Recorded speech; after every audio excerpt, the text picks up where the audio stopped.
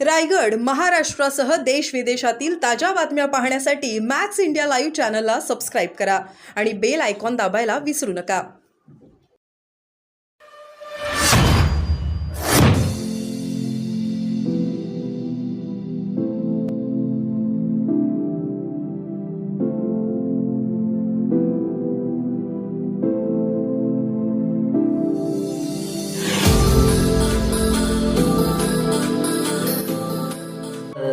आणि भाजपला एकट्याला 241 सीट मिळाल्यात, सगळ्यांना मिळून समोरच्यांना 231 मिळाल्यात. हे टिकणार आहेत का? असं आहे, भाजपच्या 117 जागा या फक्त 1000 वोटाच्या आतमध्ये आहे. मी जे EVM वरती मी बोट ठेवत असतो ना, ते इथे त्यांच्या काहीतरी 51 जागा अजून 2000च्या आतमध्ये आहेत. म्हणजे 150 जागा तर त्यांच्या अशाच गेल्या. काय सांगते ते आम्हाला? आमच्या जागा लाखोंच्या फरकाने निवडून आल्यात. महाराष्ट्रातलीच परिस्थिती बघा. तुमचे जे खासदार 2.5 3 3.5 लाख मतांनी निवडून आले होते, ते आता असे लटकत निवडून आलेले आहेत. आणि मग काहीतरी दुसऱ्यांवरती आरोप करायचे, हे निघालं, ते निघालं, ऑर्डर निघाली, अमुक निघाली. चंद्रकांत दादाचं म्हणणं आहे की युती तोडून काय मिळालं उद्धव ठाकरेंना, त्यांच्यामुळे काँग्रेस आणि राष्ट्रवादी वाढली. एक जिथं होती तिथं अनेक ठिकाणी त्यांचे खासदार आले. मला काय तिथे त्यांच्याबद्दल काय बोलायचं नाही. ते ठरवण्यास उद्धव ठाकरे समर्थ आहेत. तुम्ही एखाद्या तुम्ही युती धर्माला खरंच मानता का? युती धर्म पाळता का? युती धर्मातल्या आपल्या सहकाऱ्यांचा सन्मान ठेवता का? हे बघा ना. तुमच्यावर कोण युती करेल? एकनाथ शिंदेंचे 7 खासदार आहेत मुख्यमंत्र्यांचे. त्यांना मंत्रिपद किती दिलं तुम्ही? एक राज्यमंत्री. कुमारस्वामींना किती दिलं? चिराग पासवानला किती दिलं? एक कॅबिनेट, एक राज्यमंत्री. आता चिराग पासवान आणि एकनाथ शिंदे जर एका ह्याच्यावर आहेत, तर चिराग पासवानला तुम्ही 2 देता आणि एकनाथ शिंदे साहेबांना तुम्ही एक राज्यमंत्री घ्या आणि जा घरी सांगता. बरोबर नाही. समतोल साधला पाहिजे ना. जेव्हा काँग्रेसमध्ये आम्ही होतो तेव्हा 4ला 1 मंत्रिपद, एक फॉर्म्युला ठरतो ना, की आपल्या सोबत आलेल्या सहकारी पक्षांसाठी एक फॉर्म्युला ठरलेला असतो की आमच्या एवढ्या सीट आहेत, 100 समजा 200 सीट आहेत, तर आम्हाला 10ला 1 मिळेल, म्हणजे 20 मंत्री आमचे होतील. जे समज आमच्याबरोबर आलेले पक्ष आहेत त्यांनाही 10ला 1 मिळेल. काहीतरी फॉर्म्युला लावा. इथे तो हम सबका सो काय का? आणि शिंदे साहेब काही बोलू शकत नाहीत, तरी नशीब त्यांचा बाळने बोलले. असं नाही करायचं. हे बरोबर नाही. हे इथेच कोएलिशन गव्हर्नमेंट चालवायला मराचा मोठेपणा लागतो. मरात सगळं हवं, हे कोएलिशन गव्हर्नमेंटकडे चालत नाही. दादांना बनवलं गेलं का? त्यांना प्रफुल्ल पटेलला करायचं होतं. दादांच्या बाबतीत मला काय बोलायचं नाही. 24 वर्ष शरद पवारांनी समर्थ नेतृत्व दिलं. अजित पवारांनी कृतज्ञता व्यक्त केली आहे शरद पवारांप्रती. हे चांगलं आहे ना. म्हणजे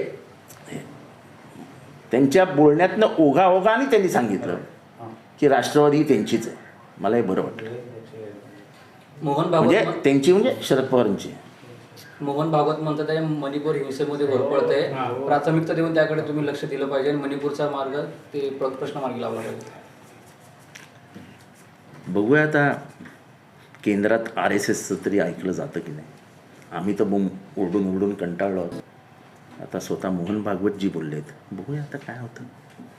सर, लोकसभा निवडणुकीमध्ये शेतकऱ्यांमुळे सरकारला मोठा फटका पडलेला आहे. त्यामुळे आता कुठेतरी शेतकऱ्यांना गुंजवण्याचं काम जे आहे पंतप्रधान आणि मुख्यमंत्र्यांकडनं सुरू झालं. आता राहिले किती दिवस महाराष्ट्राच्या इलेक्शनला? आज पहिला पाऊस सुरू झाला. आज तारीख काय? 11 जून ते 11 जुलै, 11 जुलै ते 11 ऑगस्ट, 11 ऑगस्ट ते 11 सप्टेंबर. सप्टेंबरमध्ये आचारसंहिता द्यायचं असतं. हे आधीच द्यायचं असतं. वर्षभरापूर्वीच हे प्लॅनिंग करायचं असतं. तुम्हाला पक्ष फोडण्यात टाईमच नव्हता. तुम्हाला तुमची पॉलिटिकल आरेरावी दाखवण्याच्या व्यतिरिक्त तुम्हाला वेळच मिळत नव्हता. जनतेला सुप्रीम कोर्टाने सांगितलेलं आम्हाला, जेव्हा आमची विरुद्ध अजित पवार सुनवाई चालू होती, तेव्हा अजित पवारांकडेच्या वकिलांकडे बघून त्यांनी सांगितलं होतं, don't take voters for granted. They exactly know what is happening in the state. हे त्यांची वाक्य आहेत.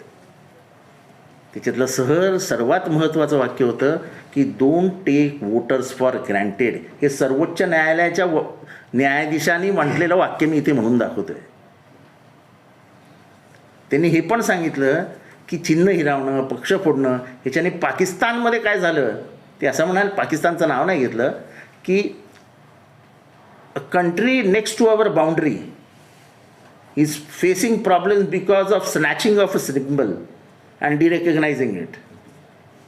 इतकं स्पष्टपणे काय काही गोष्ट सुप्रीम कोर्ट बोलून गेलेलं आहे. आता त्याच्यावर काय चर्चा करेल. आता कोर्टामध्ये आम्ही जाऊ 14 मार्चला, आपलं 14 जुलैला, तेव्हा बघू. सर सर, मुख्यमंत्री भटकती एकनाथ आत्मा असं शरद पवारांना म्हणाले. ते म्हणाले ती भटकती आत्मा तुम्हाला सोडणार असं पवार म्हणाले काल राष्ट्रवादीच्या मेळाव्यामध्ये. नाही, एक तर पहिली गोष्ट म्हणजे भटकती आत्मा म्हणणंच चूक आहे. भटकती आत्मा म्हणजे जो माणूस मरतो त्याच्या अतृप्त इच्छा राहिल्या तर भटकती आत्मा असते. मला ह्या विषयावर जास्त बोलायचं नाही, पण एखाद्या ज्येष्ठ 84 माणसाबद्दल शरद पवार फार गांभीर्याने अशा टीका घेत नाही. हा त्यांचा मनाचा मोठेपणा आहे. पण तुम्ही शरद पवार मरणार आहेत किंवा मेले आहेत असं गृहीत धरून जे भटकती आत्मा बोलता तेव्हा मराठी मनाला आवडत नाही. मराठी माणूस हा कधीही कोणाच्या निधनाविषयी चर्चा करत नाही की तो मरावा. मराठी संस्कृती म्हणजे मरणानंतर मरणांती वैरण काय ते संस्कृतमध्ये आहे की मरणानंतर सगळं वैर संपलं. तर आपण ती भटकती आत्मा वगैरे वगैरे काय काय बोलता. शेवटचं भाषण कधी होणार, काय होणार. आता झाली निवडणूक संपली, आता या विषय बंद करायला पाहिजेत. विधानसभा येते, विधानसभेवर बोलूया. हे भटकती आत्मा हा शब्द हा महाराष्ट्र कधीच विसरणार नाही. सर मुख्यमंत्री एकनाथ शिंदे राष्ट्रवादी असं देखील उल्लेख केला होता. मात्र जनतेने खरं दाखवून दिलं हे त्यांचं. बघा, मी तुम्हाला सांगतो, जनतेने मतपेटीद्वारे दाखवून दिलं की जन्माला घातलेली राष्ट्रवादी जिची 25 वर्ष पूर्ण झाली ती पवार साहेबांचीच आहे. ह्याच्यावर शिक्कामोर्तब कालच्या सभेनेही झाला आणि जनतेने मतपेटीतनं पण सांगितलं. सर मुख्यमंत्री एकनाथ शिंदे यांच्या अध्यक्षतेखाली आमदारांची एक बैठक वर्षावर पार पडली. त्याच्यामध्ये आमदारांचं असं म्हणणं होतं की लोकसभेला भाजपने अंतर्गत सर्वे दाखवून काही तिकीटं कापायला लावली, विधानसभेला त्यांची घुसखोरी नको किंवा त्यांचं आपण ऐकायचं नाही असं त्यांचं म्हणणं आहे. तिकीटं कापू नका. भाजपचं ऐकायचं नाही त्यांना हस्तक्षेप डेअरिंग स्टेटमेंट आहे. चला विधानसभेसंदर्भात कशा प्रकारची तयारी असणार आहे? हवा अजून आत्ता कुठे काल अजून 8 दिवसही झालेले निकाल लागून बसू तर द्या आम्हाला. अजित पवारांची दयनीय अवस्था आहे. येत्या विधानसभेला त्यांचं भवितव्य शून्य असेल अंजली दमाने म्हणते. असं कोण म्हणते? अंजली दमानिया. अंजली दमानिया ना, त्या स्पष्ट बोलतात. आता काय याच्यावरती मी माझ्याकडनं कशाला अपेक्षा करते की मी काही बोलू. एवढंच माझं एक सांगणं आहे, राजकारणात कोणीही संपत नसतं. तुम्ही कितीही कोणालाही संपवायचा प्रयत्न केलात तरी तो संपत नसतो.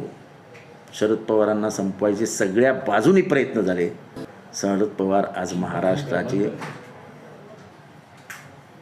ते काय सुदर्शन चक्र घेऊन उभा राहिलेला कृष्णासारखे दिसत आहेत. आणि हे सगळे शिशुपाल ज्यांचे गुन्हे झाले होते त्यांचा नायनाट झाला. सर आमच्या हातात भोपळा असं संजय राऊत म्हणाले होते, तर विधानसभा झाल्यावर राऊतांच्या हातात काय असणार असा प्रश्न सुनील तटकरे यांनी विचारला. काय आमच्या हातात म्हणजे तटकरेंच्या हातात भोपळा आलाय असं संजय राऊत म्हणाले होते, तर विधानसभेनंतर संजय राऊतांच्या हातात काय असणार? महाराष्ट्राचं सरकार असेल. भाजप राष्ट्रीय अध्यक्षाचा नवा चेहरा असणार आहे. नवीन चेहरा पण ते नागपूरच्या संघाच्या मुख्यालयामधून ठरणार. संघाचा सरकार हा मोहन भागवत आहे, त्यांना विचारा. काल त्यांनी चांगलं भाषण केलं आहे. देशातल्या राजकीय परिस्थितीबाबत बोललेत आणि राजकारणात सत्ताधाऱ्यांना किंवा कुठल्याही कोणालाही अहंकार नसावा हे त्यांचं वाक्य खूप काही सुचवून जातं.